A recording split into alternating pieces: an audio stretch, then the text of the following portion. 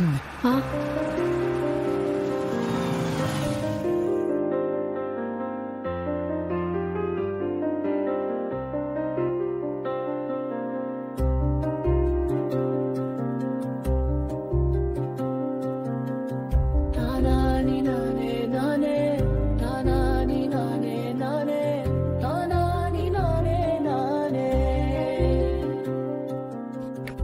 లక్ష్మి, అమ్మగారు ఏమైందమ్మా? ఏమైంది? బిహారీ ఏమైందిరా? లక్ష్మికి ఏమైంది? అమ్మా, లక్ష్మి కళ్ళు పోయాయి.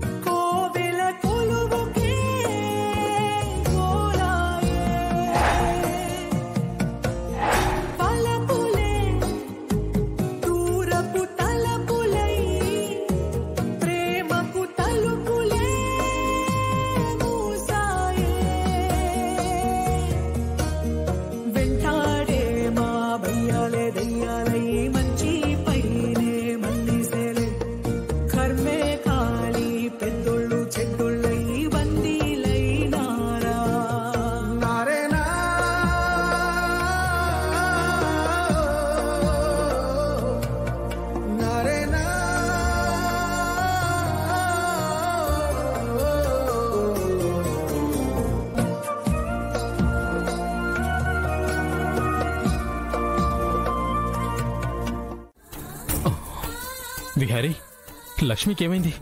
లక్ష్మి మావయ్య, ప్రమాదంలో లక్ష్మికి చూపు పోయింది.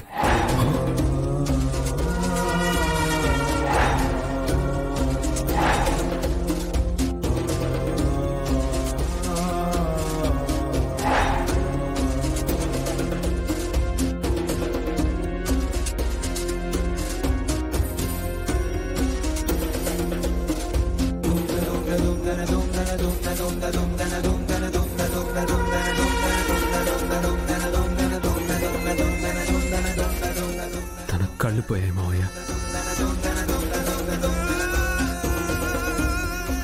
ఒక 3 రోజులు మందులు వాడమన్నారు.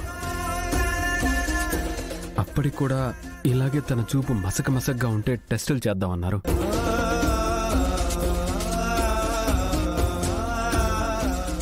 ఎవరు చేసే పనులు వాళ్ళు చేస్తే ఇలా అవ్వదు. అత్తయ్య, ఏమంటున్నారు? ఏమైందని అంటావేంటి విహారీ? మనతో పాటు తను ఊరెందుకొచ్చింది?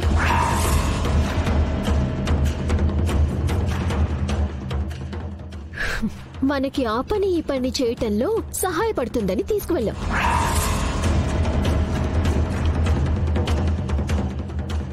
అంటే పని మనిషిలా పని చేయడానికి మనతో వచ్చింది.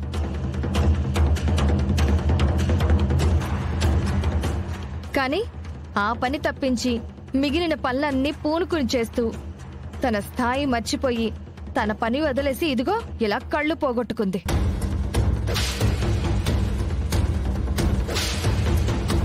అత్తయ్య, ఆల్రెడీ తన కళ్ళు పోయాయనే విషయంలో తను బాధపడుతూ ఉంటే మీకు తన గురించి ఇలా ఎలా అనాలనిపించింది?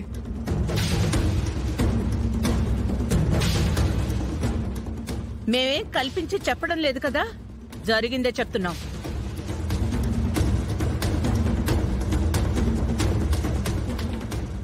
వదినా, ఈ పరిస్థితిలో లక్ష్మి పట్ల చూపించాల్సింది జాలి కానీ ద్వేషం కాదు.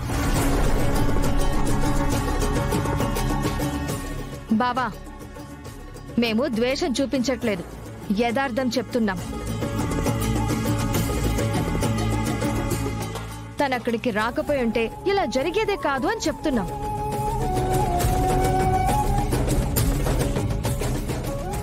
అలా మాట్లాడకండి. తనక దేవుడు విధించిన శిక్ష చాలు. మాటలతో మనం మరింత బాధ పెట్టద్దు. దాన్ని నిన్ను ఏడిపించడమే మా పని. అత్తయ్య, ఏంటిదంతా?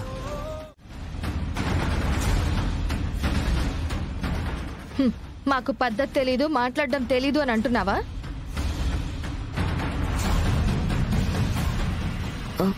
పిన్ని, అమ్మా, ఇంక టాపిక్ ఆపేయండి.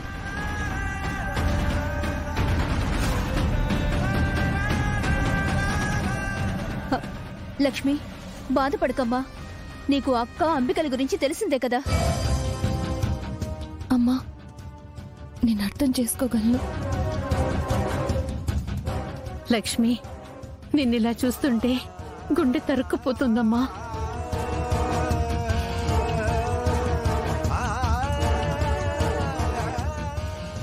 ఆ దేవుడేటి లక్ష్మణ మీద పగ పెట్టేసినట్టు ఇలా ఎందుకు చేస్తాడో అర్థం కావట్లేదు. బ్రెయిన్ మీద ఎఫెక్ట్ పడింది. బ్రెయిన్ నుంచి కంటికి వెళ్ళే ఆప్టికల్ నర్వస్ సిస్టమ్ డ్యామేజ్ అయింది. కానీ తన చూపు 80% ఉండదు. కనకంకి ఎందుకు ఇలా జరిగింది? తను ఏం పాపం చేసిందని దేవుడు తనకింత పెద్ద శిక్ష వేశాడు. ఇప్పటి వరకు తను చేయని తప్పులకి మాటలు పడింది, అవమానాలు ఎదుర్కొంది. తనిప్పుడు ఏ పాపం చేయకుండా దేవుడు కూడా లక్ష్మిని అపార్థం చేసుకుని కళ్ళు పోగొట్టి అన్యాయం చేశాడు.